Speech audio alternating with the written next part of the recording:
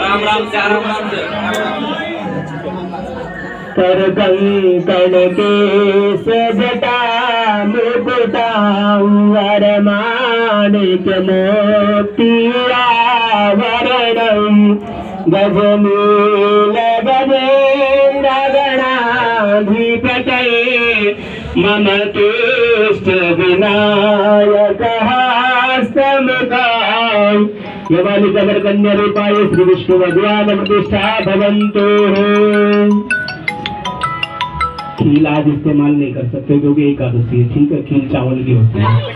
Video बना लो, video बनाओ कर जाकर कर कंकणा के सिजटा मुकुटा वरमाणिक मोतियावरणं गजनील गजेन्द्रगणाधिपतये मम तुष्ट विनायकः स्तमुखाम् यवालिकवर्गण्य रूपाय श्री विष्णु भगवान प्रतिष्ठा भवन्तु। चंद्रशेखर चंद्रशेखर चंद्रशेखर रक्षताम् शिव चंद्रशेखर चंद्रशेखर चंद्रशेखर पाहि माम्। घुमा दिया ठीक है।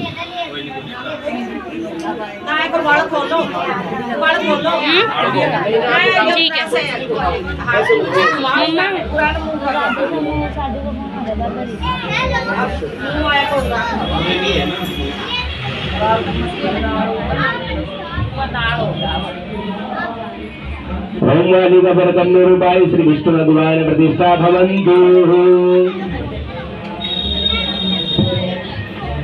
हेलो हेलो मौसा जी नमस्ते। मौसा जी अभी ना पापा आपसे बात नहीं कर पाएंगे और अभी वो हवन में बैठे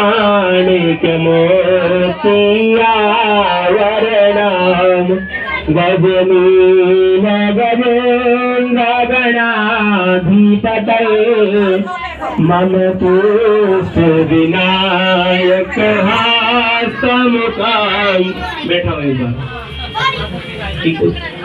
घुमाओ घुमाओ नहीं आप घुमाओ, ऐसे ऐसे घुमाओ घुमाओ और घुमाओ। जी जी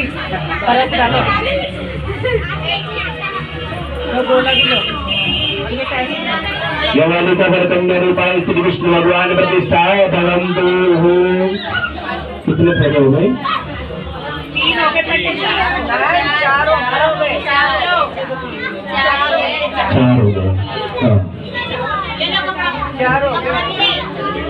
अब आगे वैसे क्या है, मेरे 4 ही होते हैं, ठीक है। लेकिन कुछ हमारी समाज की कुरीतियां समझो या लोक रीति समझो, उसके आधार पर 7 करते हैं। ये फेरे है ना, वैसे 4 ही होते हैं भगवान के, धर्म अर्थ काम और मोक्ष। क्योंकि जो हमारा संसार है 4 पुरुषार्थों पर, 4 हमारे धरती के स्तंभ है, 4 ही खंभे हैं, ठीक है। उसी पर ये संसार टिका हुआ है, धर्म अर्थ काम मोक्ष। लेकिन हमारी लोक रीतियां हैं या कुरीति समझो समाज की, किसी से बोले ना कि बोले 4 फेरे होंगे तो मानेंगे नहीं। वो गाना और आ गए ना, बोले 7 फेरों के ये 7 वचन है ना। बोले पंडित की शादी उसमें भी 7 ही फेरे होते हैं, इसलिए नहीं फेरे 4 ही होते हैं, ठीक है। लेकिन अभी भगवान हमारे पीछे रह गए क्योंकि 4 फेरे तुलसी माता जी ने ले लिए, अब ठाकुर जी भी फेरे ले रहे हैं, ठीक है। और कर कंकण के सुजटा मुकुटा वरमाणिक मोतियावरणं गजनील गजेन्द्रगणाधिपतये मम तुष्ट विनायकः स्तमुखाम्। यवालिकवर्गण्य रूपाय श्री विष्णु भगवान प्रतिष्ठा भवन्तु।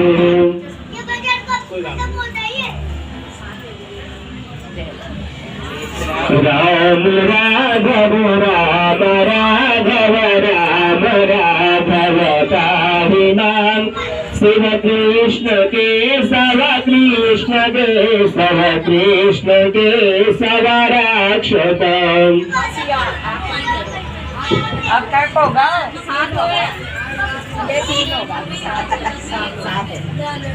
अब खेलों का गीत गाते तो आपको पता रहता क्या होगे।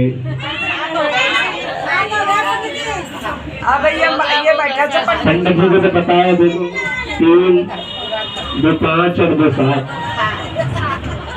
पंडित जी तो भूल गए वो। थोड़ा घी डाल देना, ठीक है।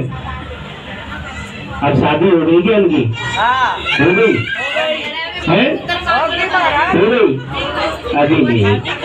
देखो मधु करकम आपने फेरे लिए थे, आपको पता नहीं। अग्नि की परिक्रमा लगाने से शादी थोड़ी न हो जाती है। देखो मंडपम मधु प्रकर्ष लाजा होम परिक्रमित तावत सप्तदे नैवत तावत कन्या कुमारी का। समझे? समझेगा? नहीं समझे? देखो मंडप, हमारे घर में क्या करते थे, मंडप सजाते थे। कुछ किस लिए सजाते थे?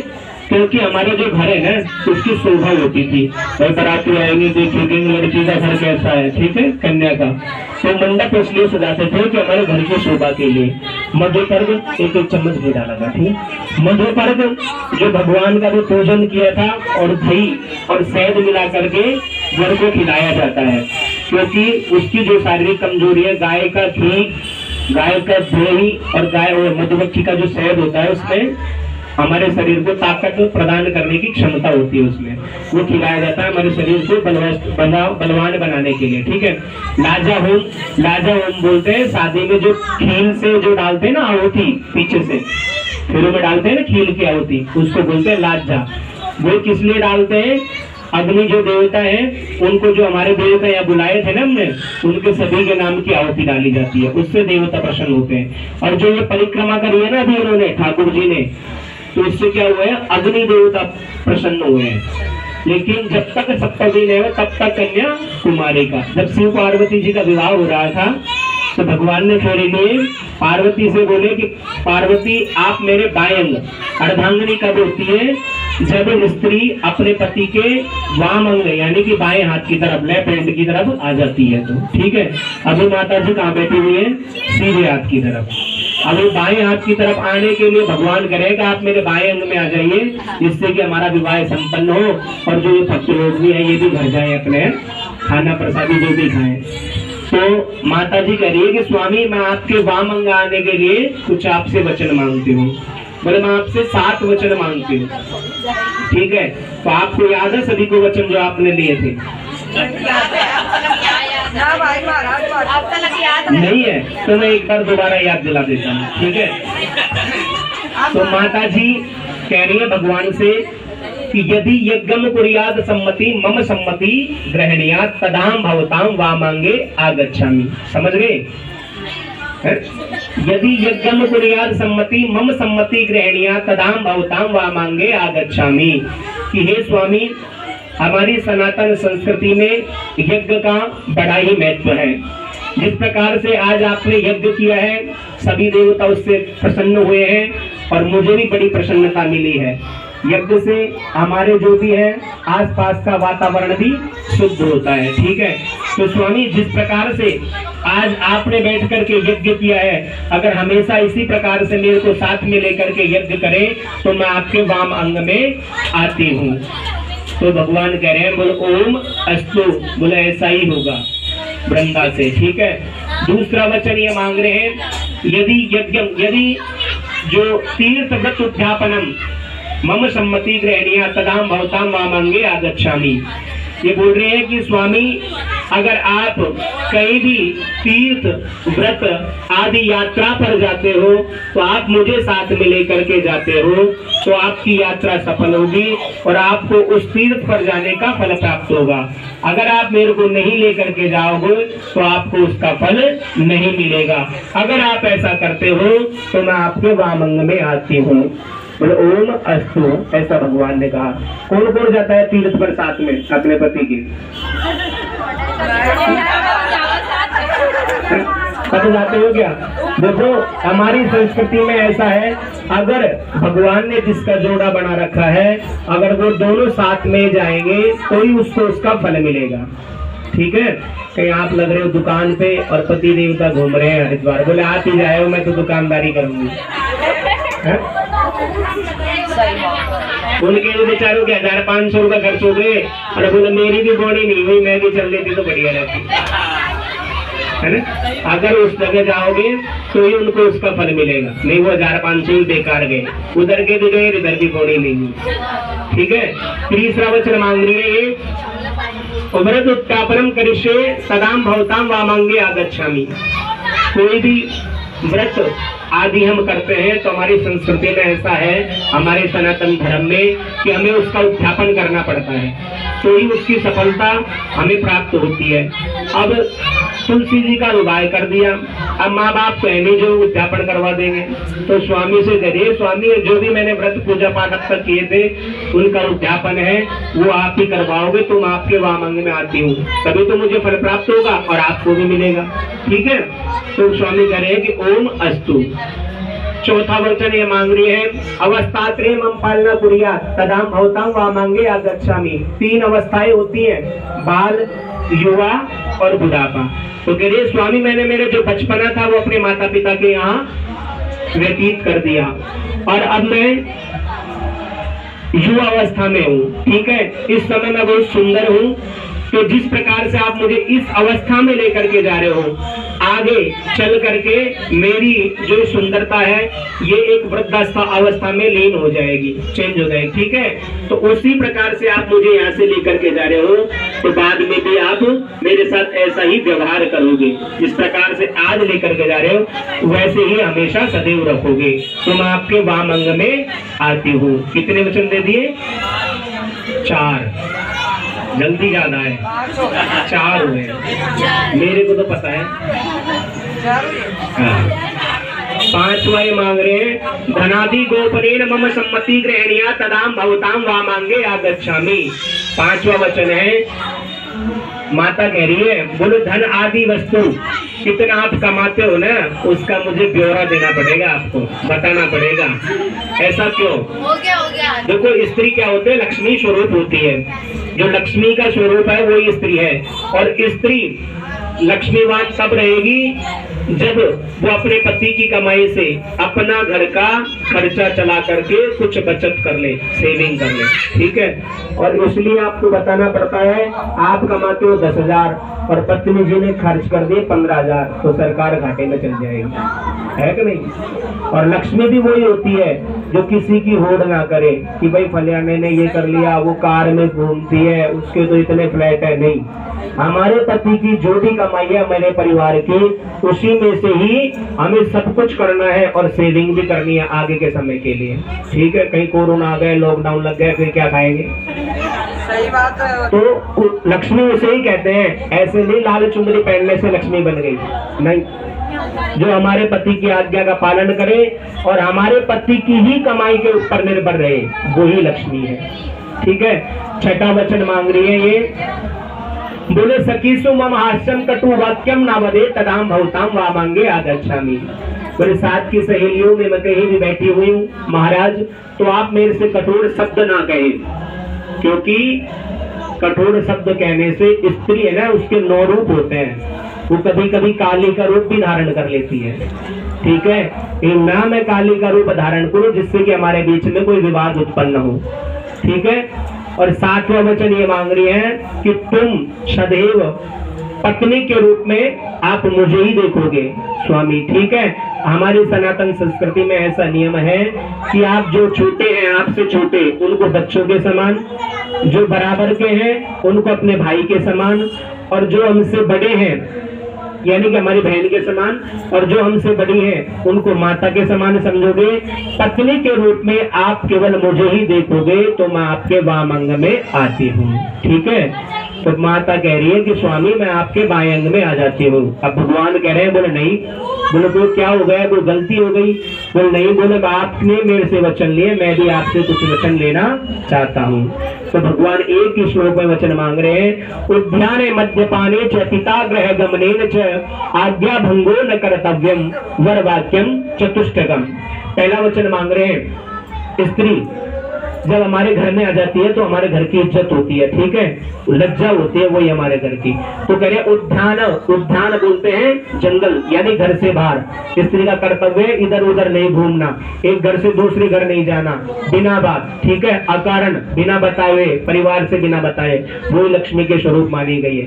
ये नहीं खाया पिया आज इधर आज उधर आज उधर, नहीं, गलत बात, ठीक है। तो कह रहे उद्यान यानी घर से बाहर, जंगल में कभी भी आप अकेले नहीं जाओगी, इधर उधर किसी के नहीं जाओगी, हमारी आज्ञा से, हमारे बड़े बूढ़ों की, हमारे माता पिता की आज्ञा होगी तो ही आप जाओगे, अन्यथा नहीं जाओगी, ठीक है।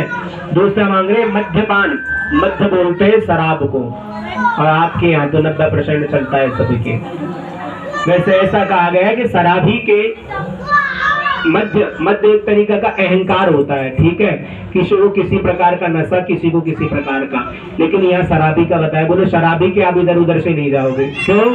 शराबी को कोई पता नहीं वो क्या बक दे, और उससे हमारे घर की आप क्या हो इज्जत, आपसे कोई कठोर शब्द या कुछ भी अकबक मारेगा, इसलिए तो बताया गया कि स्त्री इधर उधर नहीं घूमनी चाहिए, ठीक है। यहाँ तक बताया गया शास्त्रों में, स्त्री को श्रृंगार अपने पति के सामने ही करना चाहिए। बाजारों में सज धज करके जो निकलती है ना, नहीं जाना चाहिए, यहाँ तक बताया गया शास्त्रों में।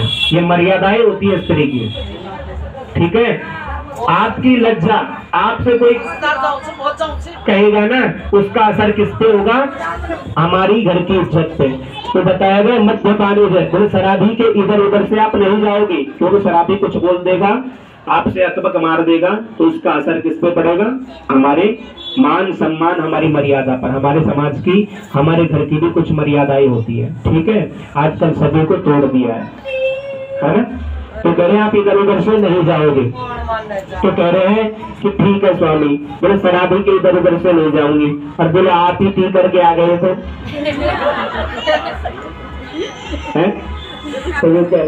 तो ये देखो आजकल कोई मानता नहीं है, लेकिन अग्नि के साक्ष्य में ये वर है ना जो वचन लेता है कि स्वामी मैं आपके आज के बाद में मैं कोई भी ऐसी चीज का सेवन, नशीले पदार्थ का सेवन नहीं करूंगा जिससे कि हमारे परिवार में कोई बाधा उत्पन्न हो, ठीक है, हमारा प्यार प्रेम टूटे। ये संबंध किस लिए बनाया जाता है कि सदैव हमारे मधुरता बनी रहे, कोई हमारे बीच में ऐसे कोई विवाद उत्पन्न ना हो जिससे कि हमारा जो संबंध है उसमें दरार पड़ जाए। और एक बार कोई दरार पड़ जाती है तो वो कभी ठीक नहीं होती, ये सभी जानते हो।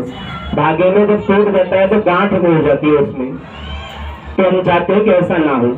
कितने नहीं मद्यपाने छे। तीसरा मांग रहे पिताग्रह गमनेन छे, मैंने अपने पिताजी के यहाँ भी बिना बुलाए नहीं जाओगी। बिना बुलाए पर माता सती गई थी जिनका अपमान हुआ था, ठीक है, तो बिना बुलाए में अपने माता पिता के नहीं जाना चाहिए। किसी का 6 नंबर गली में, किसी का 8 का, किसी का 10 में, वैसे ही चल जाते हैं, उनका डेली का ही काम रहता है, बहुत सी है यहाँ पे, है ना। बिना बुलाए नहीं जाना चाहिए।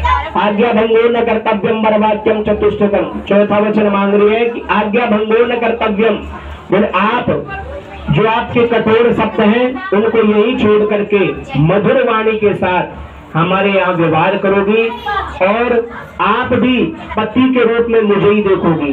छोटे को बच्चा, बड़े को आपके बराबर के भाई, और बड़े को अपने माता पिता चाचा ताऊ के समान समझोगी, और पति स्वरूप में केवल मुझे ही देखोगी। कठोर वाणी को यही छोड़ करके मधुर वाणी के साथ सदैव हमारे यहाँ व्यवहार करोगी। जिस प्रकार से अपने माता पिता को आप प्यार करते थे, उसी प्रकार से मेरे माता पिता को भी प्यार करोगी, उसी प्रकार से हमारे बड़े बुजुर्गों का सम्मान करोगी। तो मैं आपको वाम अंग में लेता हूँ। इस प्रकार माता ने कहा एवं मस्तु, बोले स्वामी मैं सदैव ऐसा ही करूंगी। तो भगवान उनको बाएं अंग में ले लेते हैं। आप उठाओ माता जी को, इधर बैठा था, बैठा था, लो ये उधर बैठा था भगवान। नहीं सही है एकदम, देख तो रही है, देखो ना बांध सही रख। इधर उधर सही है हाँ नहीं तो ये लाड देती है हो गया। अब भगवान से क्या करेंगे हम? रोली का पैकेट दे बाबू दे दे। हाँ, रोली का पैकेट और पीछे शटर खोल दे बेटा। हाँ दे दे ला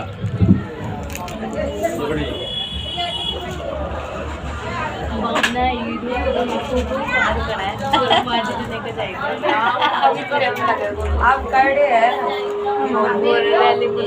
हैं जो कोई माँ बाप की ओम सुमंगलिरियं मधुरी मामा बस्येदा सुमंगलिरियं मह ओम त्रिवंदाय नमः।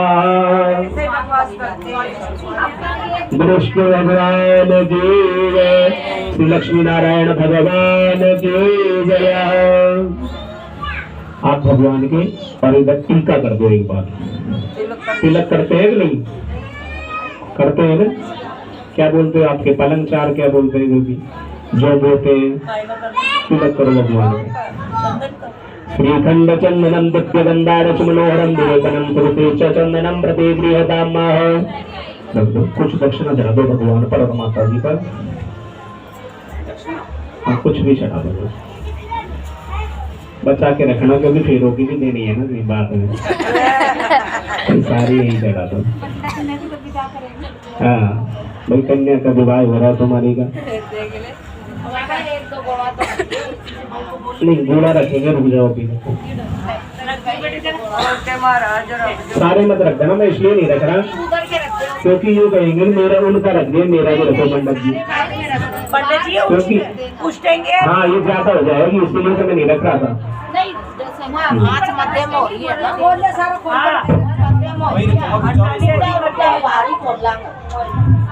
कन्यादान सभी ने कर लिया ना? ठीक है तो सब अपने यही बैठे रहना, गोले रख देंगे, सभी प्रसाद लेकर के जाना। ठीक है उठना मत नहीं ना जाओ। और पंडित जी की फेरों की दक्षिणा लाए हो तो दे जाना, नहीं तो उधार हो जाएगी कोई बात।